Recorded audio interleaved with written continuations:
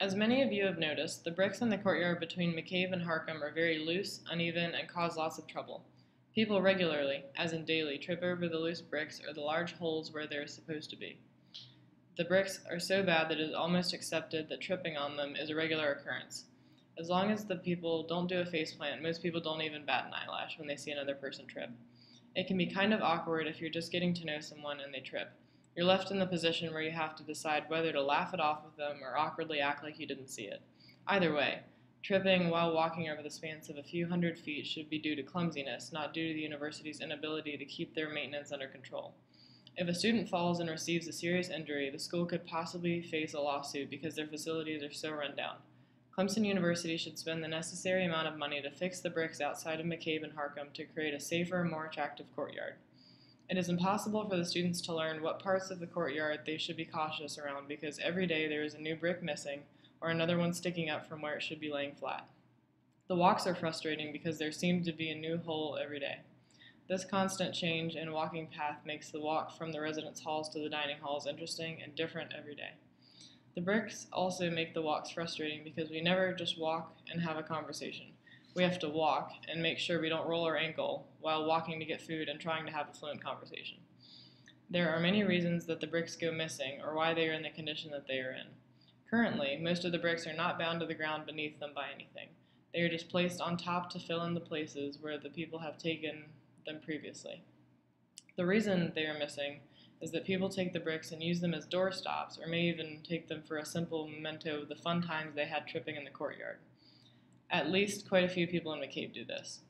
There also seems to be roots beneath the bricks that make them stick up. This causes the bricks to form a long mountain range looking fold in the bricks that cause many people to trip. When it rains, even in the slightest, the water gets underneath the bricks and there is enough pressure from a person walking on the bricks to squirt mud from underneath the brick. The mud sometimes reaches all the way up past your knee. It kind of resembles the water spouts at water parks that spray water up into the air while kids run through them. The only difference is that their purpose is to squirt water upwards, whereas the bricks are meant for us to walk on, not give us a second shower of the day. The bricks do this because they are not attached to the ground in any way, so the water collects beneath them and squirts it up. They seem to be placed over what material is right beneath them without any kind of binding. The bricks need to be smoothed out and bound to the ground by something like concrete. When it rains, I am almost more concerned about not being sprayed by the mud beneath me than with the rain pouring down over my head above me. After it has rained, I feel like I see everyone tiptoeing around the bricks so the mud doesn't spray on their clothes, but it normally does anyway. I came to Clemson for the first time 4 years ago, and I remember talking with my mom about the loose bricks and saying they must be close to renovating them because it looked like it hadn't been maintained in years. I had forgotten about the bricks, but noticed it again at orientation when it rained outside and we were walking into the bowling alley. Crowds of people were walking on the pathway in front of Starbucks, and all the while water was squirting out from under the bricks onto people's legs and clothes. Instead of the bowling alleys and pool tables being occupied, the bathrooms were occupied with people removing the mud from their legs. It stands out to visitors as a negative aspect towards the university. People who are looking at the college will notice the good things, but I think that most people will agree that visitors are more likely to remember the bad things, or the things that stood out to them as being unusual or negative. It won't be the make or break in choosing a college, but it may give the visitors a message that Clemson doesn't maintain their facilities very well. If they're concerned about the cost of fixing the courtyard, they can look for a large decrease in the amount of money Redfern Health Center needs to spend on the visits for stubbed toes and rolled ankles. In addition, the cost of the students' tuition should include the safety for the students and allow them to walk safely from their dorm to the dining hall without the fear of being embarrassed because they tripped on a brick. A conventional solution is that students could call maintenance repeatedly until they decide to smooth out the ground and permanently cement the bricks to the courtyard ground. This is a free solution that just takes a few minutes of the students' time. We could even try to find a few pre-law students to argue with the maintenance workers to convince them that it needs to be fixed. Most of the calls don't need to be too elaborate, they just need to get the point across that many students have noticed that the courtyard bricks are not exactly put together well. The constant calls from students might annoy the people in maintenance enough to motivate them to find the funding to fix the bricks. With all of the money that students pay to attend Clemson, they must put some aside for maintenance and reconstruction. If maintenance would fix the bricks, it would benefit students, staff, faculty, and visitors alike. No one is immune to tripping on the bricks, even the most conscious and careful people. I have yet to meet a single person who lives on this side of campus and hasn't tripped on the bricks. One of my unconventional options is to have students take pictures of fellow students dressed up in bandages, crutches, and wheelchairs and other medical things to exemplify what has or could have happened due to the bricks being loose. Considering the number of people that want the bricks fixed, it won't be hard to gather a group of students who want to help with the cause. All we need to do is print out a few flyers saying, "Come help support the movement to support the courtyard bricks." Then on the flyer, also list a date and time, and then they should bring any bandages that they have to dress up as injured victims of the merciless bricks. If many people think the idea is weird at first, they will see the few people dressing up and possibly become interested in dressing up to help for the cause. They could then send in the pictures to maintenance and ask, "Is this what you want?" Hopefully, by exaggerating the effect of the loose bricks, the staff will know how the students feel about the bricks and fix them as soon as possible. They may not realize how many people have noticed it and are bothered by it. This will make it very clear that students have noticed and want something done about it.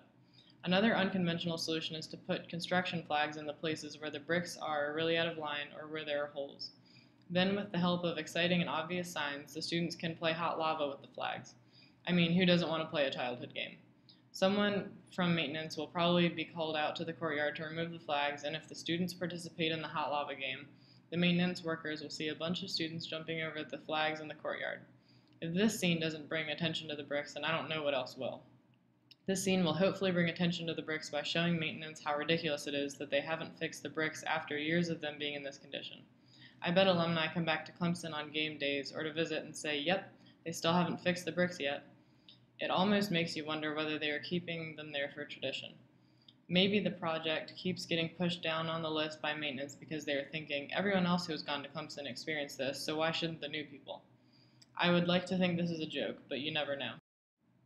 Normally, if something so obvious and widely used as this run down and causes so much trouble, it would be fixed quickly and without any hassle from the people maintaining it. It is an obvious problem, and many people, as in thousands of them, agree that it should be fixed. Another solution is that students could put up a petition on the courtyard where any student who wants the bricks to be fixed can sign the petition.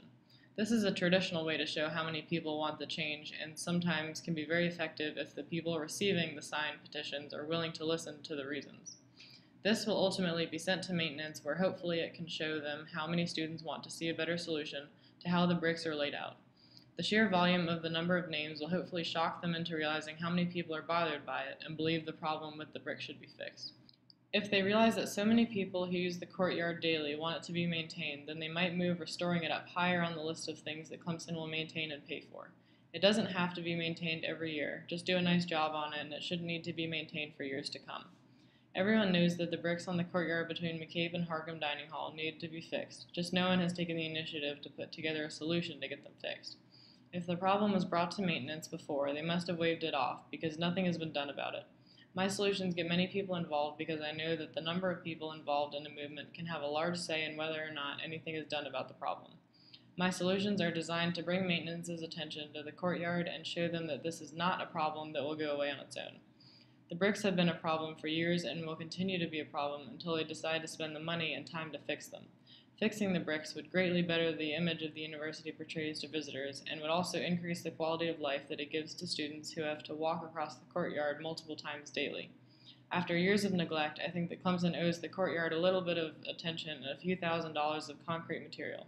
Not many parts of campus are like this, but it is one that is heavily used by students and staff alike. If this problem were on a part of campus with much less human traffic, it would not be such a problem. But because the courtyard is so heavily used and noticed, Clemson should spend the required money to fix the brick problem and look like they are trying to maintain their campus.